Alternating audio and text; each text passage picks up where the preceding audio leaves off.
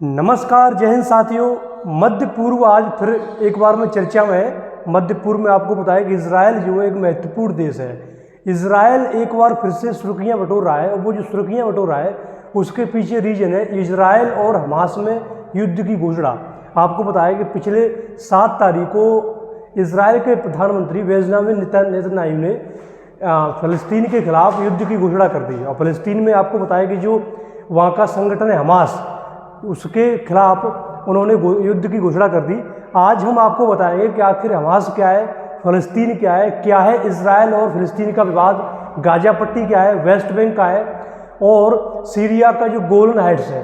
ये पूरा का पूरा जो इतिहास है, पूरा जो विवाद की जड़ है, आखिर क्या विवाद की जड़ है, ये सारी की सारी बातें आज के हम इस सेशन में चर्चा करेंगे। आप सभी अंत तक जुड़े रहें और मुझे पूरा उम्मीद है कि आज के इस सेशन में आपको इजराइल और फ़लस्तीन का जो मैटर है पूरा एकदम क्लियर हो जाएगा। इस बात की मैं गारंटी देता हूँ। तो जैसा कि यहाँ आपको दिख रहे हैं, इजराइल के प्रधानमंत्री बेंजामिन नेतन्याहू है, इन्होंने हमास को लेकर के हमास के खिलाफ जो है युद्ध की घोषणा कर दी है। अभी हुआ ये था कि घटना ये हुई कि हमास ने इजराइल पर 5000 रॉकेट जो है एकदम दागे।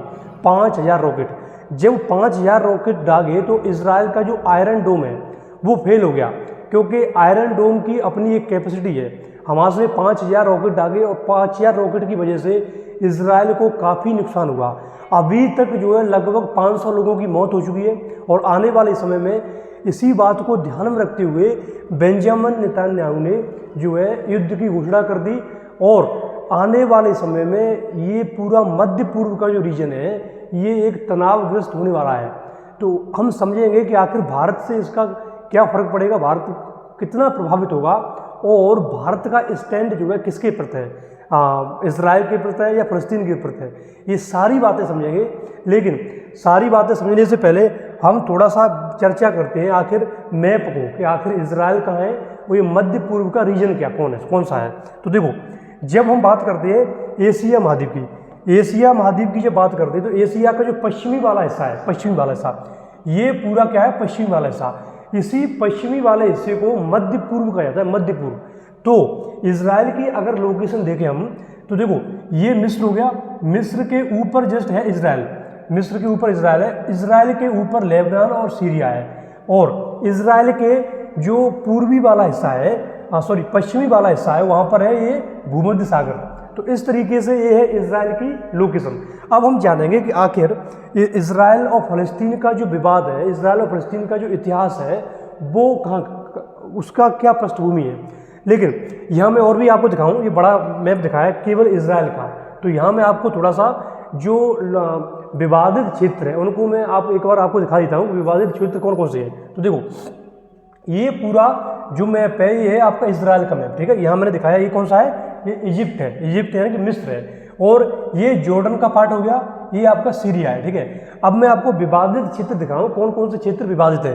देखो, ये गाजा पट्टी है बेसिकली, है ना, गाजा पट्टी जो अभी हमास ने जो अटैक किया है, 5000 रॉकेट इजराइल पर दागे हैं, वो इसी गाजा पट्टी वाले क्षेत्र से दागे हैं। गाजा पट्टी में वो हमास का जो है कंट्रोल है, और हमास एक अंतर्राष्ट्रीय एक आतंकवादी संगठन है जो फ़लस्तीन को कहीं न कहीं आज़ाद करने के लिए या इजराइल को यहाँ से ख़त्म करने के लिए एक युद्ध कर रहा है, लड़ाई लड़ रहा है।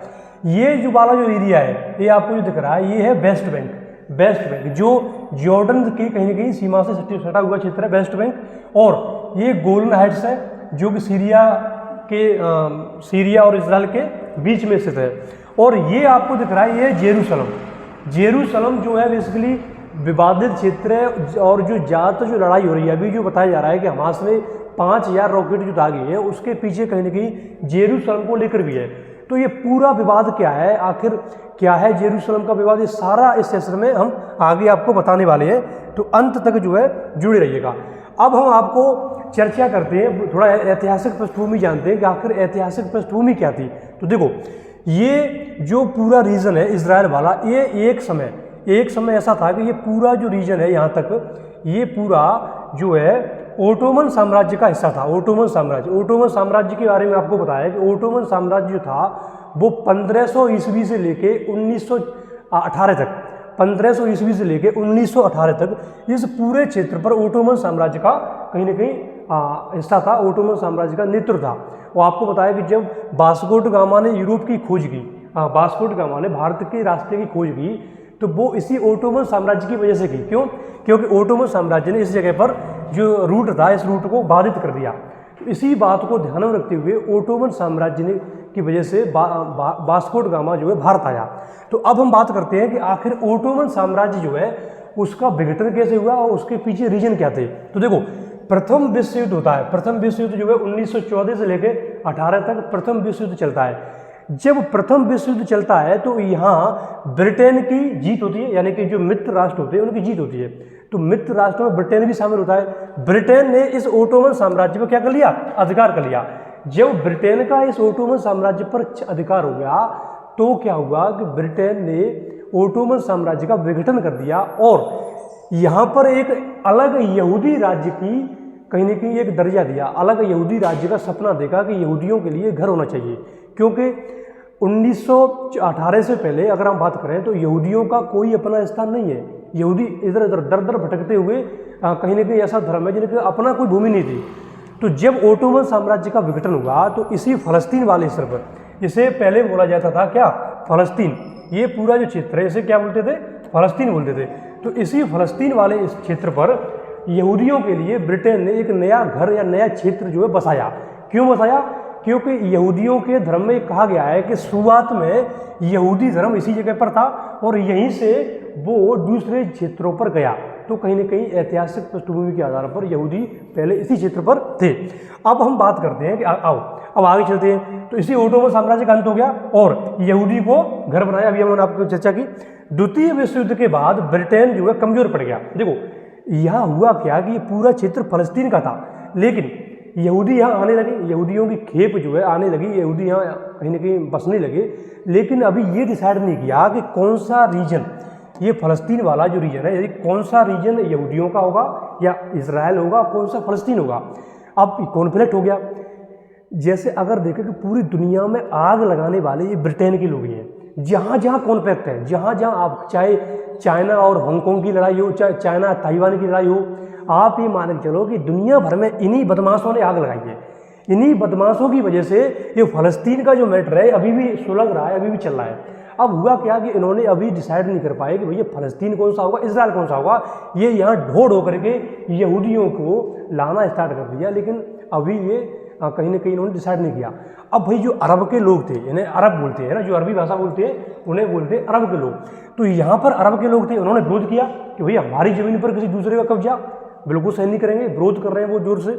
लेकिन जब द्वितीय विश्व युद्ध के बाद ब्रिटेन कमजोर हो गया तो ब्रिटेन क्या हुआ कि पीछे हट गया, इस मैटर को पीछे हट गया और उसने ना तो कोई एक अच्छा रणनीति तैयार की और फलस्तीन और इजराइल को आपस में लड़ने की छोड़ दिया। ये मैटर उसके बाद चला गया कहाँ? यूएनओ में। 1945 में ये मैटर चला गया यूएनओ के पास, संयुक्त राष्ट्र संघ के पास। तो संयुक्त राष्ट्र संघ के पास जब ये मैटर चला गया तो संयुक्त राष्ट्र संघ ने जो है निर्णय दिया। क्या निर्णय दिया? 1947 में संयुक्त राष्ट्र संघ ने फैसला सुनाया। और क्या फैसला सुनाया? संयुक्त राष्ट्र संघ ने ये पूरा जो फलस्तीन था, ये पहले फलस्तीन का नाम था, ये पूरा जो रीजन था ये फलस्तीन कहा जाता था। तो इस फलस्तीन को संयुक्त राष्ट्र संघ ने दो भागों बांट दिया। कौन कौन से में? दो भाग कर दिए। एक कर दिया फलस्तीन और दूसरा कर दिया इजराइल। और जो जेरूशलम है, जेरूशलम जो विवादित स्थल है, जेरूशलम, इसको अंतरराष्ट्रीय नगर घोषित कर दिया। क्यों? क्योंकि जेरूशलम जो है तीन धर्मों को लेकर के, जेरूशलम जो केंद्र है वो तीन धर्मों के लोग जेरूशलम को अपना महत्वपूर्ण अंग मानते हैं, ईसाई, मुस्लिम और जो है यहूदी। तो इसीलिए जेरूशलम को यूएनओ ने अंतरराष्ट्रीय नगर की मान्यता दी और कहा कि भैया फलस्तीन और इजराइल दो भाग होंगे। लेकिन अरब के जो लोग थे, अरब देशों ने इस फैसले को नहीं माना। उन्होंने विरोध किया कि नहीं भैया हम नहीं मानेंगे, और विरोध किया और उन्होंने इस फैसले को नहीं माना।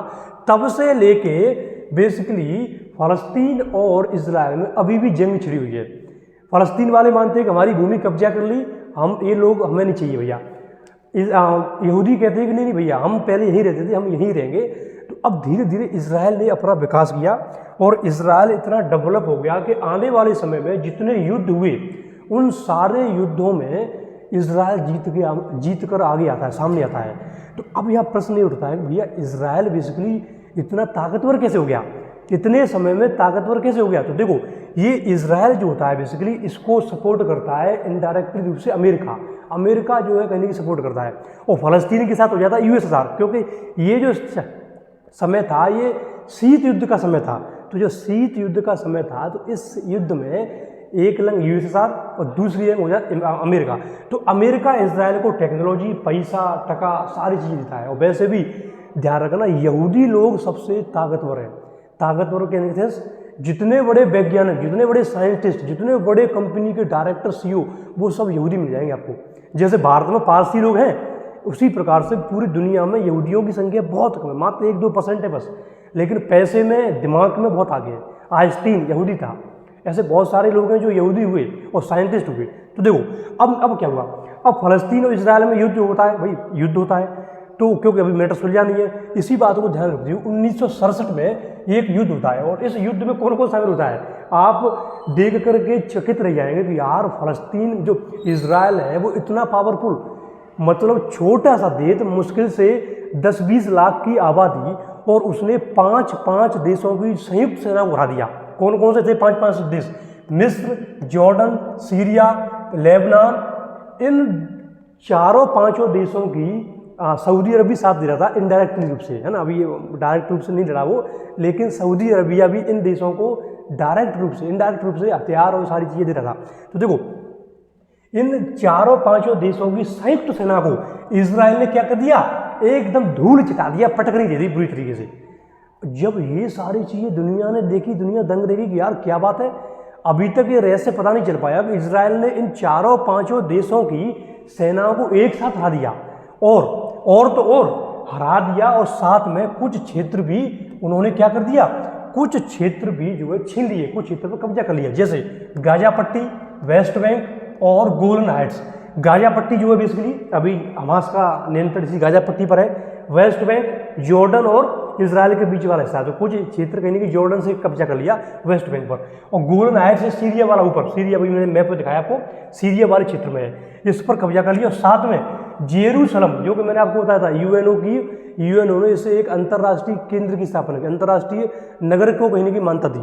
लेकिन 1967 के युद्ध में जेरूसलम को क्या किया, जेरूसलम के पूर्वी हिस्से पर इजराइल ने कब्जा कर लिया, वो अभी भी कब्जा किए हुए है।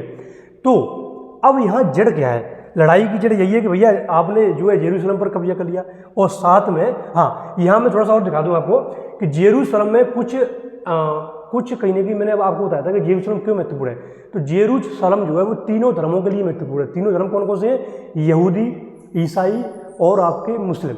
ये तीनों धर्म जेरूसलम को अपना एक महत्वपूर्ण केंद्र मानते हैं। तो देखो ये आपको दिख रहा है, ये आपको पूरा जेरूसलम की कहने की चित्र दिख रहा है। और यहाँ देखो, यहाँ आपको 3 चीज़ दिख रही हैं। ये बेसिकली जो आपको दिख रहा है ये अल अक्सा मस्जिद है। अल अक्सा मस्जिद जो है मुसलमानों का तीसरा सबसे पवित्र स्थल है। 2 पवित्र स्थल कमेंट करके बताना मुझे, 2 पवित्र स्थल मुसलमान के कौन से हैं ये मुझे कमेंट करके बताना।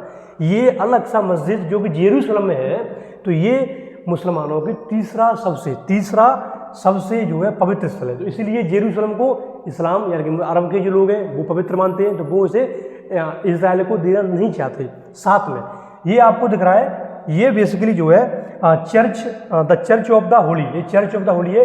जो ईसाई लोग हैं वो भी इसे कहीं ना कहीं मानते हैं कि जो ईसा मसीह थे वो इसी जगह पर उन्हें सूली पर चढ़ाया गया, तो ये भी कहीं ना कहीं उनके लिए पवित्र है। और जो वेस्टर्न वॉल है बेसिकली, ये आपको दिख रही है, ये वेस्टर्न वॉल है, यानी कि वेस्टर्न वॉल का मतलब एक दीवार का अवशेष है जिसे यहूदी लोग मानते हैं कि ये हमारे पवित्र मंदिर के अवशेष है, तो भैया हम भी इसे देने वाले नहीं है। तो अभी जो लड़ाई है, वैसे लड़ाई की जड़ तो कहीं ना कहीं वही है कि फलस्तीन कहीं ना कहीं अरब के लोग जो है या फलस्तीन के जो लोग हैं वो ये मानते हैं कि इजराइल जो है बाहरी लोग हैं और उन्होंने हमारी ज़मीन पर कब्जा कर लिया है, तो हमें इनको यहाँ से हटाना है। लेकिन धीरे धीरे अंतर्राष्ट्रीय की समझते हुए वो कहा कि भैया देखो अब तो ये यहीं रहेंगे, अब तो शांति वगैरह आप बहाल करो, ये लड़ाई झगड़ा छोड़ो, अब आपको कहीं ना कहीं इजराइल को मान्यता देनी पड़ेगी। लेकिन अभी जो फिलहाल में हाल फिलहाल की जो लड़ाई की जड़ है वो कहीं ना कहीं यही है, कौन, जेरूसलम, क्योंकि पूर्वी हिस्से पर इजराइल कब्जा है और फलस्तीन वाले चाहते हैं कि जेरूसलम पूरा कौन का हो, फलस्तीन वाला का हो। ठीक है, तो इस तरीके का उनका विवाद है। अब थोड़ा सा हम आगे और देखते हैं, 1-2 घटना और हुई इस ऐतिहासिक क्रम में एक घटना होती है म्यूनिक नरसंहार। ये म्यूनिक जो नरसंहार था, ये बहुत ही बड़ी घटना थी इजराइल को लिए। क्यों? 11 इजरायली खिलाड़ी, जर्मनी में एक खेल का टूर्नामेंट हो रहा था, वहाँ इजराइल की तरफ से इजराइल के 11 खिलाड़ी गए और इन 11 खिलाड़ियों को जो है बंदी बनाया गया और 11 खिलाड़ियों को सामूहिक रूप से हत्या कर दी। तो बाद में पता चला कि इसका जो जिम्मेदारी है वो कहीं ना कहीं अरब का जो आतंकवादी संगठन है उन्होंने ली है। बाद में इजराइल ने इन लोगों को, क्योंकि कुछ तो पहले ही मरी गए, जो बचे उनको 20 से 25 सालों में इजराइल की जो मोसाद एजेंसी है, जैसे भारतीय है इजराइल की मोसाद है, उन्होंने इनको ढूंढ के इस तरीके से ठोका, इस तरीके से मारा कि इनकी भी नानी याद आ गई। तो यह ध्यान रखना, इजराइल के जो यहूदी है उनका एक सिद्धांत है कि दांत के बदले दांत, आंख के बदले आंख, वहाँ माप नहीं करते। माफी नामे का तो कोई बात ही नहीं है यहूदियों के लिए। वो सीधा कहते हैं भैया अगर हमारा 1 मारा है 2 मारेंगे, 3 मारा है 5 मारेंगे। तो इस तरीके से इनको ढूंढ के मारा। और आज भी इजराइल इतना ताकतवर देश है कि चाहे विज्ञान की बात हो, चाहे कृषि की बात हो, इजराइल की जो कृषि है, इजराइल की जो विज्ञान है वो दुनिया भर में मशहूर है। चाहे ड्रॉप सिंचाई हो, चाहे फुहारा सिंचाई हो, ये छोटी छोटी यानी कि रेगिस्तान में उन लोगों ने इस तरीके की ज़मीनें, इस तरीके की खेती की है कि दुनिया के लोग देख कर चकित हो गए हैं। तो भैया उनके लिए अस्तित्व की लड़ाई है, अस्तित्व की।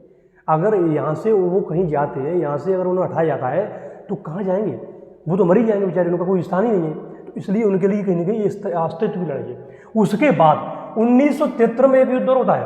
1973 में, 1973 के युद्ध में कौन कौन सा होता है? मिस्र, सीरिया और साथ में इजराइल, यानी कि मिस्र और सीरिया एक साइड और इजराइल दूसरी साइड। यहाँ भी इन दोनों को इतनी बुरी तरह हराता है, इतनी बुरी से पटकनी देता है कि यहाँ भी दुनिया देख के दंग हो जाती है। तो भाई साहब देखो, इजराइल ने पुनः इनको हरा दिया और पुनः जब इनको हरा दिया, पुनः जब ये हार जाते हैं, जब जीत पुनः इजराइल की होती है तो बाद में फिर शांति के प्रयास होते हैं, शांति के प्रयास। क्योंकि अब इन देशों को पता चलेगा कि इजराइल से टक्कर लेना इनकी बस की बात नहीं है।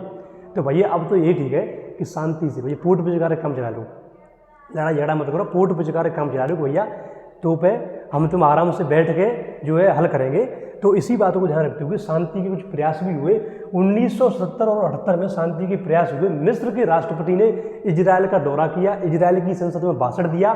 तो इससे कहीं ना कहीं मिस्र और इजराइल का जो एक बात और बताऊँ, 1973 के युद्ध में मिस्र का जो सिनाई प्रायद्वीप है, ये सिनाई प्रायद्वीप, यहाँ चलो मैं आगे नक्शा में दिखाऊंगा आपको, पूरा सिनाई प्रायद्वीप इजराइल ने कंट्रोल कर लिया, कब्जा। उसके बाद जब ये मिस्र के प्रधानमंत्री जब राष्ट्रपति जब इजराइल की संसद में भाषण देते हैं, इजराइल जाते हैं, तो बाद में फिर इजराइल ने छोड़ दिया कि चलो कोई दिक्कत नहीं, अब आप मित्र हैं तो हम आपके जो जीते हुए क्षेत्र हैं उनको वापस करते हैं, ठीक है।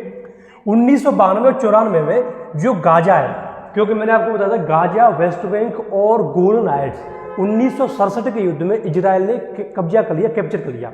लेकिन 1992 और 94 में गाजा, जहां अभी हमास है, अभी आएंगे हमास पर, जो गाजा है बेसिकली ये किसको दे दिया? फलस्तीन को दे दिया।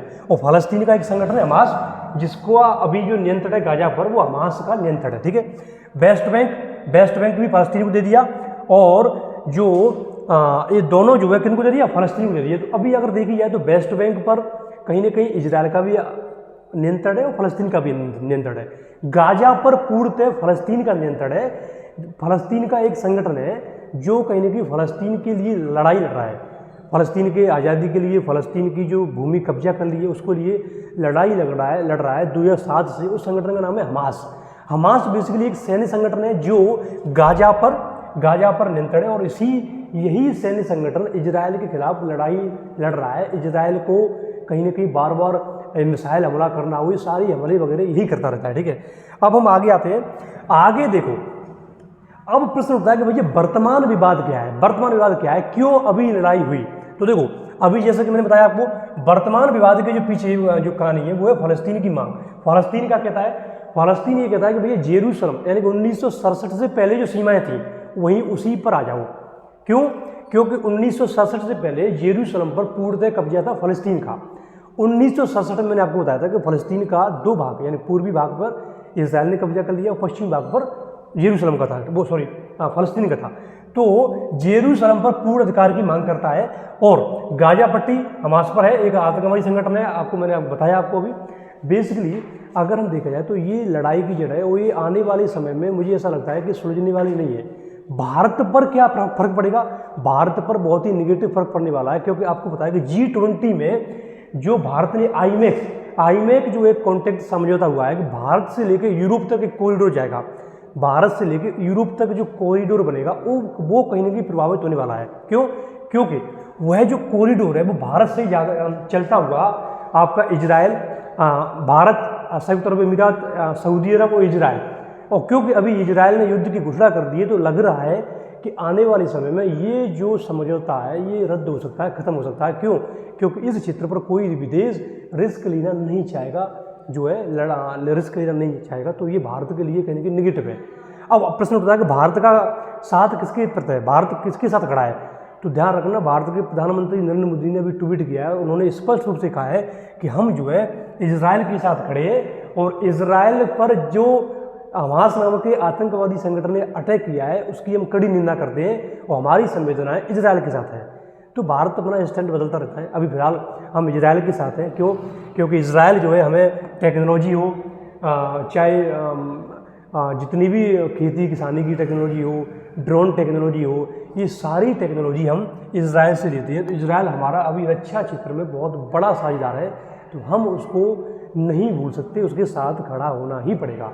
तो मुझे उम्मीद है इस तरीके से आपको पूरा विवाद कहीं ना कहीं क्लियर हो गया होगा, क्या ऐतिहासिक घटना हुई, हमास क्या है, गाजा पट्टी क्या है, ये सारा विवाद जो है क्या है, जेरूसलम क्या है, ये सारी मुझे ऐसा लगता है कि आपको मुझे उम्मीद है कि आपको ये कहीं ना कहीं पूरा एकदम क्लियर हो गया होगा। अगर क्लियर हुआ होगा तो आप चैनल को सब्सक्राइब कर सकते हैं अगर चाहो तो, और लाइक और कमेंट भी करके बता सकते हैं। और इसी के साथ आप सभी लोग जुड़े रहें, हम जो है आने वाले समय में आपके लिए और भी वीडियो बनाते रहेंगे। जैसे आने वाले समय में संयुक्त अरब अमीरात को ऊपर वीडियो बनाने वाले हैं हम, उसके बाद यूनाइटेड किंगडम, उसके ऊपर भी हम आपको बताएंगे कि उसका क्या मतलब है, ब्रिटेन अलग है, इंग्लैंड अलग है, ये क्या है, सारी चीज़ें हम जो है आपको बताएंगे। तो इसी के साथ आप सभी लोग जुड़े रहें। नमस्कार साथियों, जय हिंद, जय भारत। नमस्ते।